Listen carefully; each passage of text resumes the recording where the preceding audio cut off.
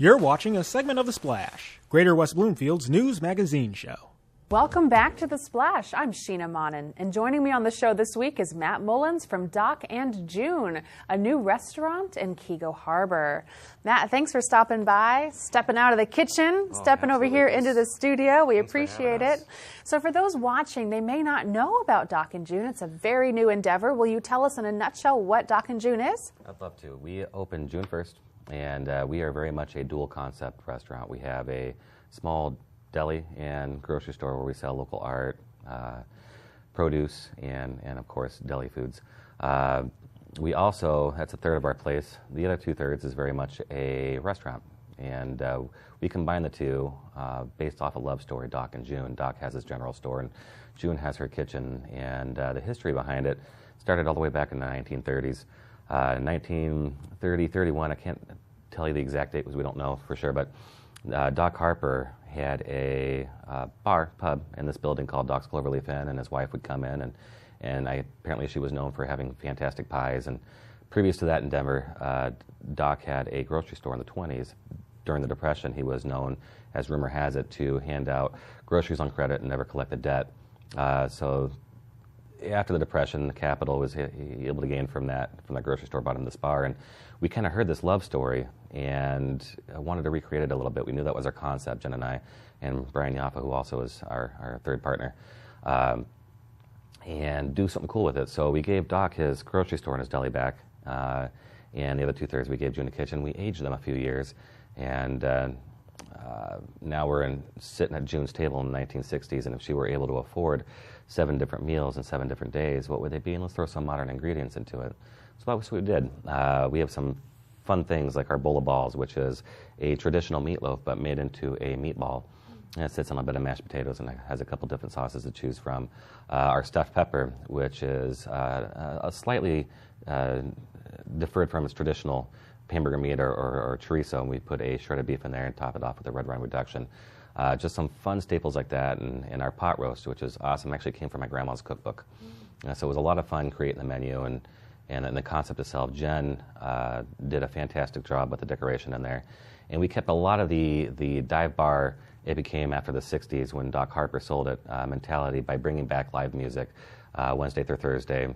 We do a killer brunch Saturday and Sunday morning from 10 to 2. We have some great drink specials, fully loaded bar, and of course fantastic food. So the avenue that we're taking right now is just kind of finding ourselves and figuring out what the population wants and the demographics around us. Very cool. So that's awesome. It sounds like you have definitely created a niche. You have a lot of historical aspects there as well. You have a broad menu, and you also do something really cool for the community as far as local talent with artists. 100%. Not only in our deli do we sell some fun earrings and knickknacks that soap per se, and postcards that are actually original prints, which is pretty cool, from local artists, but we have 2 vestibules on either side of the restaurant that are packed full of local artists from Keego Harbor and Bloomfield.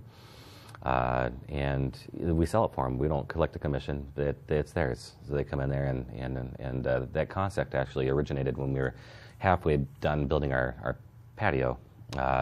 We saw a couple riding their bikes, and they stopped, Susan Emmerling and her husband, and addressed us on local art and wanting to team up with someone fresh and fun. She says, I think that might be you.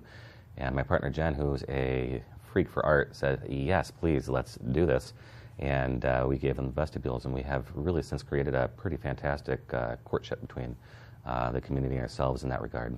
Yeah, I love seeing the support in the community and community members coming over, and maybe they don't even go into the restaurant all the time. They just go and stop in the deli sometimes and grab some items and leave there. 100%. And obviously we cater and we'll deliver. We just started a program where we're trying to team up with the school district right now in a couple different areas by doing a healthy brown bag lunch. Okay. We are now also delivering sandwiches, which for me right now I'm doing for free, to the police department and the jail. To the deputies down there. So it's really cool, our community outreach. It sounds like you're really taking off with what Doc had started back in the Great Depression era, right? Helping people and helping the community. Community involvement's number one for us, and family and love is basically the concept and the design of what we've created as a team. we don't want to deter from that. So. No, absolutely. I love it. Everything's coming full circle there. That's 100%. wonderful. Thank Yeah. you. Thank you so much for stopping by. We really appreciate it. Absolutely. Thank you. Yes. Once again, everyone, this is Matt Mullins from Dock and June, a new restaurant in Keego Harbor. Thanks for watching a segment of The Splash. To catch the entire show or other segments, watch us on Comcast Channel 15 or AT&T Channel 99.